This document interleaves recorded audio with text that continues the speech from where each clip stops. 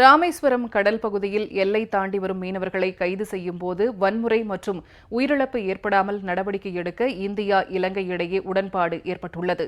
தமிழக மீனவர்கள் தங்களின் பாரம்பரிய கடல் பகுதியில் மீன்பிடிக்க செல்லும்போது இலங்கை கடற்படையினர் அத்துமீறலில் ஈடுபடுவதை தடுக்கவும் இரு நாட்டு மீனவர்களிடையே சுமூக உறவை ஏற்படுத்தவும் முதலமைச்சர் செல்வி ஜெயலலிதா மேற்கொண்டு வரும் தொடர் முயற்சிகளின் பலனாக தமிழக இலங்கை மீனவர்களிடையே ஏற்கனவே 3 கட்ட பேச்சுவார்த்தைகள் நடைபெற்றுள்ளன.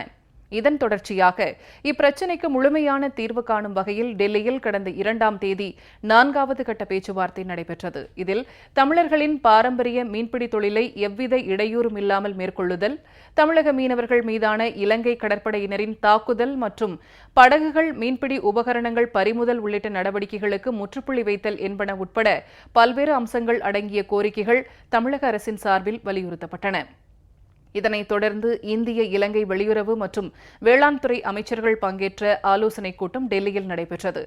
இந்திய வெளியுறவுத்துறை அமைச்சர் திருமதி சுஷ்மா ஸ்வராஜ், வேளாண் அமைச்சர் திரு ராதாமோகன் சிங், கப்பல் போக்குவரத்து துறை இணை அமைச்சர் திரு பொன் ராதாகிருஷ்ணன் மற்றும் இலங்கை வெளியுறவுத்துறை அமைச்சர் மங்கள சமரவீரா, அந்நாட்டு மீன்வளத்துறை அமைச்சர் மஹிந்த அமரவீரா உள்ளிட்டோர் பங்கேற்ற இந்த கூட்டத்தில் தமிழக மீனவர்களின் படகுகளை விடுவிக்க வலியுறுத்தப்பட்டது.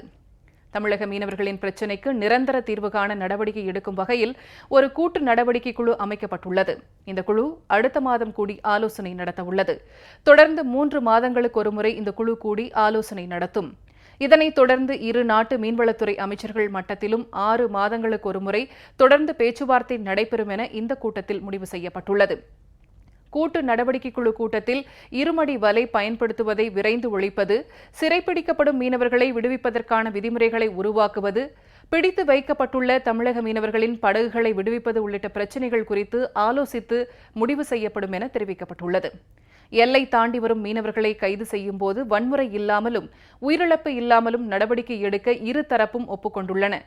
இரு நாட்டு மீனவர்களும் 6 மாதங்களுக்கு ஒருமுறை சந்தித்து பேசவும் இந்த கூட்டத்தில் முடிவு செய்யப்பட்டுள்ளது.